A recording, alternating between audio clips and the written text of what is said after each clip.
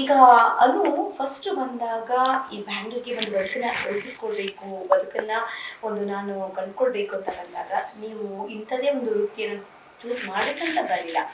So ಅನುವಿನ ಸೆಲೆ ಎಲ್ಲಿತ್ತು, ನೆಲೆ ಎಲ್ಲಿ ಕಂಡ್ಕೊಂಡ್ರು? ಹುಟ್ಟು ಬೆಳೆದಿದ್ದೆಲ್ಲ ಇಲ್ಲೇನೆ. ಓಕೆ. ಕೂಲು ಅದೆಲ್ಲ ಬಿಡಿ, ಕಷ್ಟ ದಿನಗಳೆಲ್ಲ ತೆಗ್ದು ಹಾಕೋಣ. ಸುಮ್ಮನೆ ಏನೋ ಬಂದಿದ್ದು ಶೋ ಅಂತ ಹೋಗಿದ್ ನಾನು ಹೋಗ್ತೀನಮ್ಮ, ನಾನು ಫ್ಯಾಷನ್ ಡಿಸೈನಿಂಗ್ ಮಾಡ್ತಾ ಇದ್ದೆ, ಬ್ಯಾಕ್ ಡಾನ್ಸರ್ ಆಗಿ ಕೆಲಸ ಮಾಡ್ತಿದ್ದೆ ಶಾಡೋಸ್ ಅನ್ನೋ ಡಾನ್ಸ್ ಕಂಪನಿಯಲ್ಲಿ. ಸೊ ಹಾಗಾದ್ರೆ ರಿಯಾಲಿಟಿ ಶೋ ಈಗ ಈ ಹಳ್ಳಿ ಹುಡುಗಿರ್ ಪ್ಯಾಟಿ ಲೈಫ್ ಇದೆಲ್ಲ ಫುಲ್ ಕ್ರೇಜ್ ಇತ್ತಲ್ಲ. ಸೊ ಅದೇ ಥರದ್ದು ಒಂದು ಕಸ್ತೂರಿಲಿ ಬಂದಾಗ ಜಸ್ಟ್ ಉಲ್ಟಾ ನಾನು ಹೋಗ್ತೀನಿ ಮಾಡ್ತೀನಿ. ಆಡಿಷನ್ಸ್ ಕೊಟ್ಟೆ ಸೆಲೆಕ್ಟ್ ಮಾಡ್ಬಿಟ್ರು ಅವ್ರು ನನ್ನ.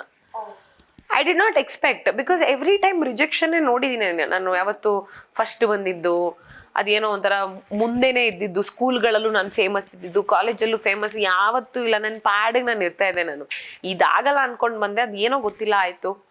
ಫ್ರಮ್ ದೇರ್ ಸೀರಿಯಲ್ಸ್ಗಳು, cinema, Bigg Boss. I think Bigg Boss changed a lot personally ನನ್ನ ಲೈಫಲ್ಲಿ. ಐ ಥಿಂಕ್ ಜನರಿಗೆ ಹತ್ರ ಆಗಿದ್ದೇನೆ ಇನ್ನೂ ಜಾಸ್ತಿ ಅಲ್ಲಿಂದ. ನಾನು ಸೀರಿಯಲ್ಸ್ಗಳು ಸಿನಿಮಾಗಳು ಅಂತ ಕಂಪೇರ್ ಮಾಡಿದ್ರೆ ಐ ಥಿಂಕ್ ಬಿಗ್ ಬಾಸ್ ಇಂದ ಈ ರಿಯಾಲಿಟಿ ಶೋ ಹೋಸ್ಟ್ ಆಗಿ ನಾನು ಇನ್ನೂ ಜಾಸ್ತಿ ಕನೆಕ್ಟ್ ಆಗಿ ಜನಕ್ಕೆ. ಟೂ ಸೆನ್ಸಿಟಿವ್ ಒಂದು ಕಡೆ, ಐ ಮೀನ್ ಇಂಟರ್ನಲಿ ಅವರು ವೆರಿ ಸಾಫ್ಟ್ ಅಂಡ್ ಜೆಂಟಲ್ ಅಂತ ಹೇಳಿದ್ವಿ. ಸೊ ಈ ಒಂದು ಪರ್ಸನಾಲಿಟಿ ಇಟ್ಕೊಂಡು ಬಿಗ್ ಬಾಸ್ ಮನೆಗೆ ಎಂಟ್ರಿ ಕೊಟ್ಟಾಗ ಫಸ್ಟ್ ಸೀಸನ್ ಅದು ಮ್ಯಾಚ್ ಆಯ್ತಾ ನಿಮ್ದು, ಅಥವಾ ಸ್ವಲ್ಪ ಹೊಂದಾಣಿಕೆ ಆಗೋದು ಕಷ್ಟ ಅನಿಸ್ದಾಗ?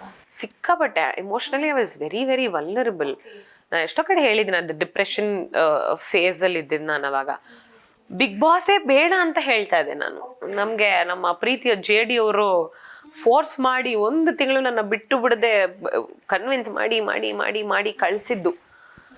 ಒಂದೇ ವಾರಕ್ಕೆ ಹೇಳ್ದೆ ನಾನು ಮನೆಗೆ ಹೊಟ್ಟೋಗ್ತೀನಿ, ನಂಗೆಲ್ಲ ಆಗ್ತಲ್ಲ, ಅಳಕ್ಕೆಲ್ಲ ಶುರು ಮಾಡ್ಬಿಟ್ಟಿದೆ ನಾನು. I think it just changed me as a person.